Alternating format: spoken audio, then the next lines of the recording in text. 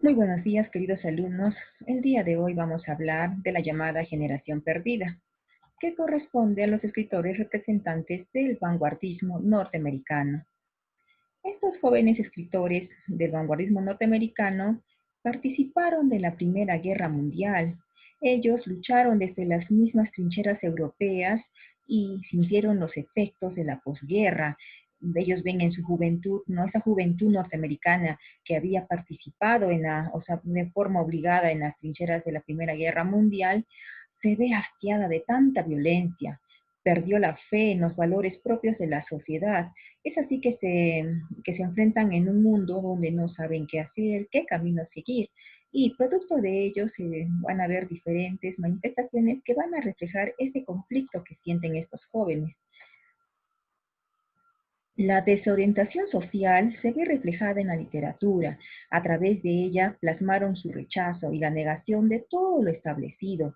Manifestaron su escepticismo, o sea, su falta de creencia, esa actitud anárquica, su individualismo y errabundeo por diversos mundos. Estos jóvenes norteamericanos propugnan nuevos paradigmas. ¿Qué quiere decir? Propugnan nuevos modelos que van a servir, que van a servir de guía a las nuevas generaciones norteamericanas.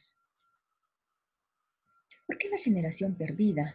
Porque estos jóvenes norteamericanos, estos jóvenes escritores, habían resuelto quemar todos los viejos ídolos que hasta ayer habían adorado. Se encontraron de pronto en un mundo mecanizado, desmoralizado, y lo que habría de liberarlos de toda esta desmoralización de este mundo mecanizado era la fe en el arte, en el lenguaje y en los valores universales heredados.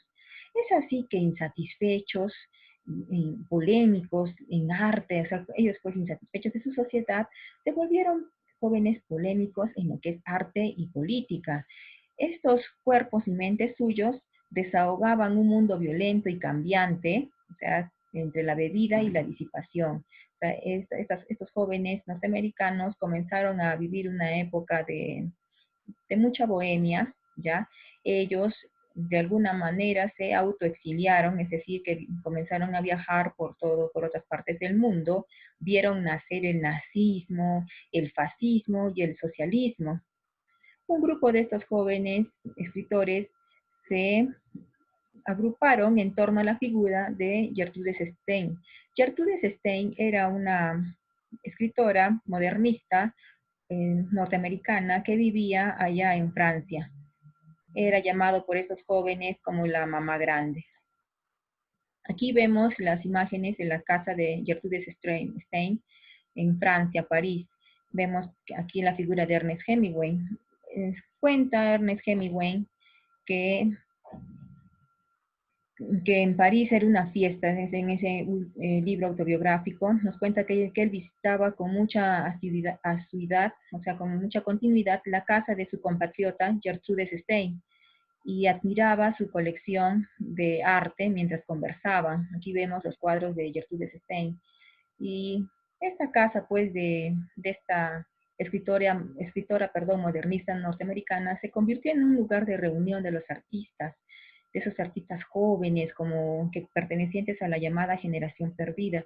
Incluso el término generación perdida fue acuñada de alguna forma por Gertrude Stein, quien, quien cuenta una anécdota tras ella, que cuando ella se hacía reparar su carro, el muchacho que lo estaba reparando no se apuraba y el dueño del taller le dijo, claro, apúrate pues, estos jóvenes, ¿qué van a hacer? Esa es una generación perdida, esos jóvenes que habían participado de la Primera Guerra Mundial.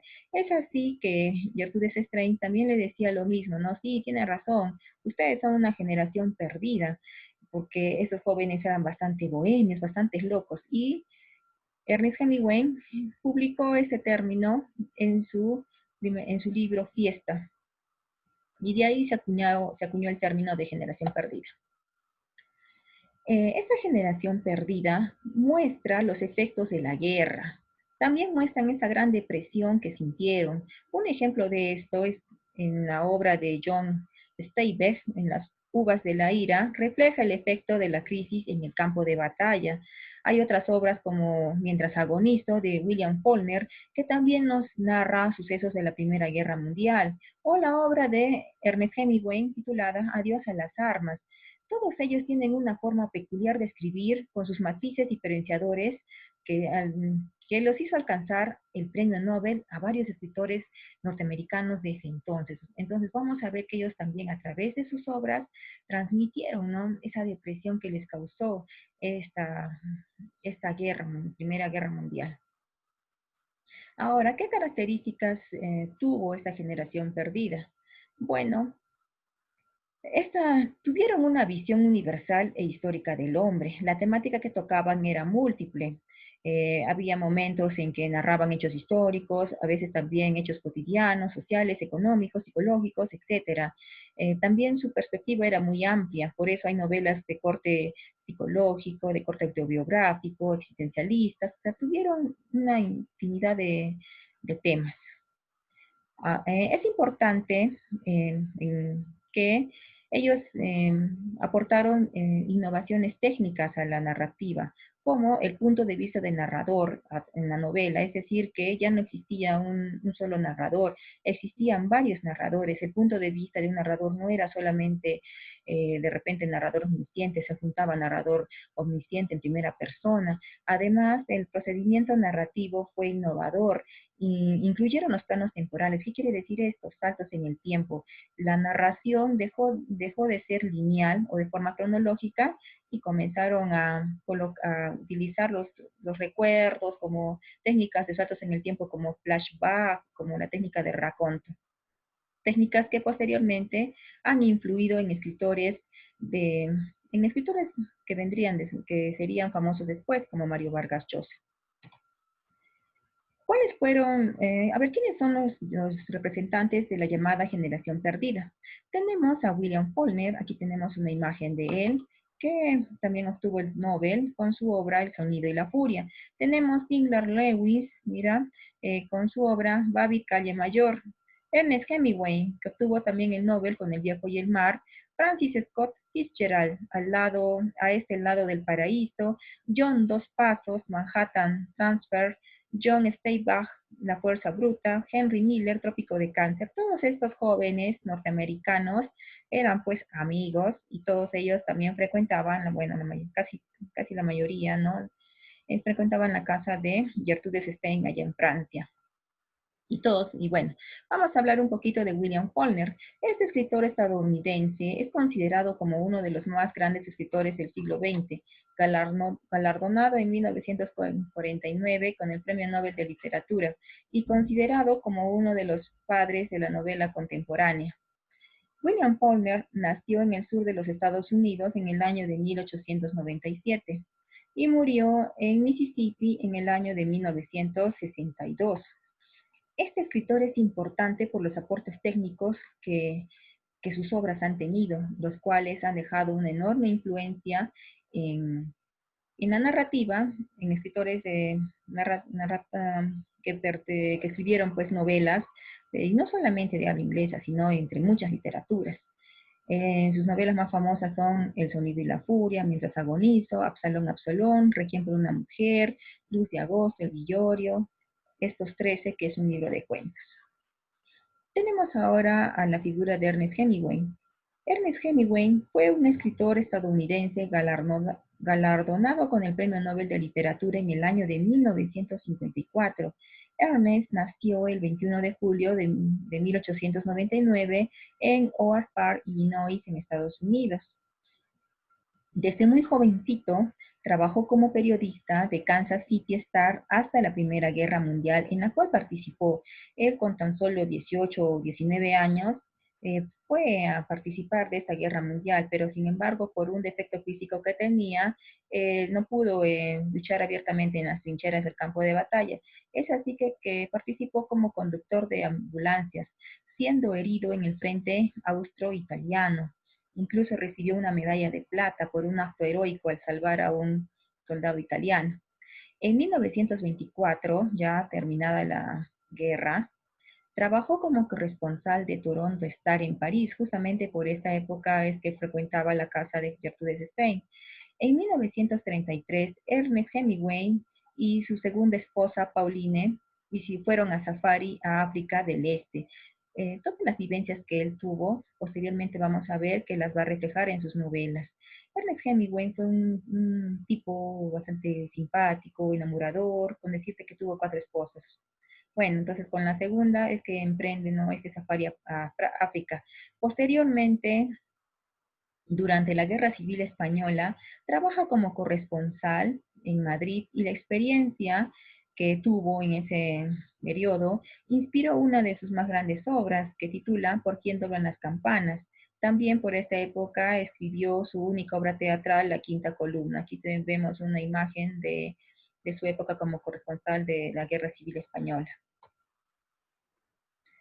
Al finalizar la Segunda Guerra Mundial, Ernest Hemingway, que también estuvo de alguna forma cubriendo como periodista los sucesos de la Segunda Guerra Mundial, se instaló en Cuba, donde había trabajado con exiliados de la Guerra Civil Española para el contraespionaje.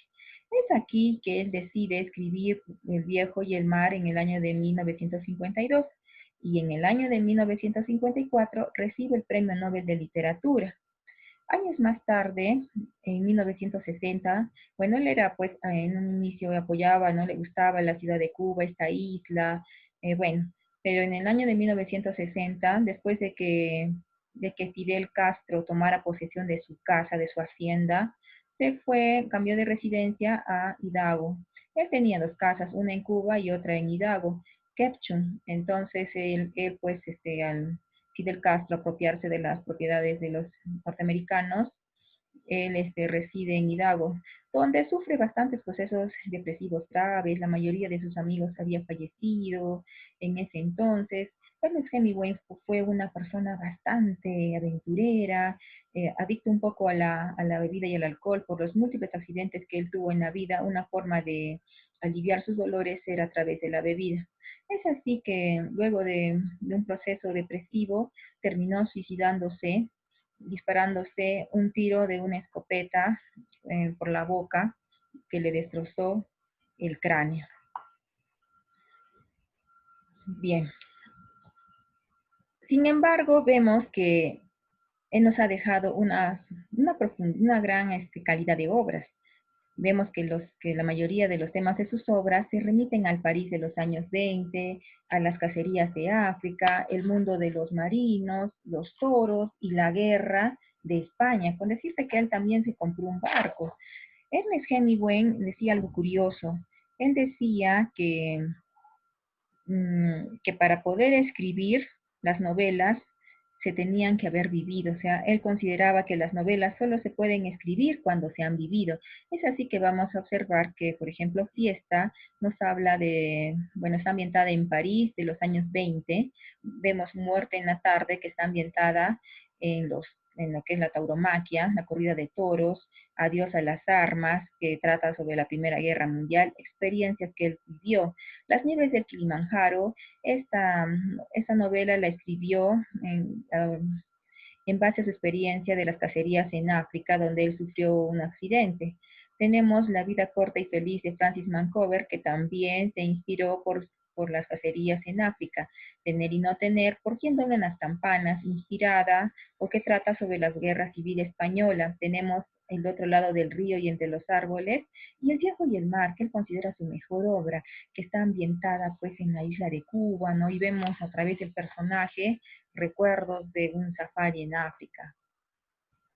Ernest Hemingway ganó en 1952 el premio Pulitzer y en 1953 el Nobel de Literatura, en 1954.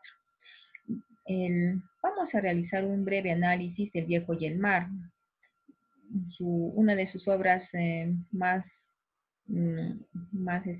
publicadas y la que mayor trascendencia ha tenido. El género y especie que corresponde es al género narrativo. La especie es una novela corta. Los personajes son Santiago y Manolín. El personaje principal es Santiago, que es un viejo pescador que tiene como su aprendiz a Manolín. Santiago lleva 84 días sin pescar. Es así que los padres de Manolín le dicen que deje al pescador porque tiene que aprender de uno más experimentado. Es así que después de 84 días, Santiago se hace a la mar y pesca un enorme pez espada. Pero después de haber tenido una lucha para poder atrapar a este enorme pez, ya amarrado a su bote y de regreso a su, a su pueblo, a ese lugar pesquero, es atacado su presa por tiburones. Entonces Santiago, después de tener una larga lucha con esos tiburones, llega otra vez a la caleta y todo cansado prácticamente. Y ya pues, entonces se duerme y al despertar a la mañana siguiente, eh, Manolín le dice, ¿no? Que otra vez va a regresar a pescar con él y que toda la gente ha observado el tremendo esqueleto que había traído, ¿no? Entonces así termina la historia. El tema central que vemos en este cuento es la lucha tenaz por alcanzar un ideal, ¿no? Cómo el hombre lucha contra la adversidad. Los subtemas que se observan son la perseverancia, la esperanza de vencer al enemigo, la crueldad de la naturaleza. La interpretación que podemos dar es la siguiente. Santiago es un individuo aislado y expuesto a la adversidad. El mar, el oleaje se representan como la vida misma cuando se acercan obstáculos que tenemos que sortear. Los tiburones son esas fuerzas y adversidades de la vida que nosotros tenemos que vencer. Esto es la apreciación crítica del análisis literario del viejo y el mar. Muy bien, jovencitos, hasta aquí esto sería todo. Ya nos vemos hasta la próxima clase.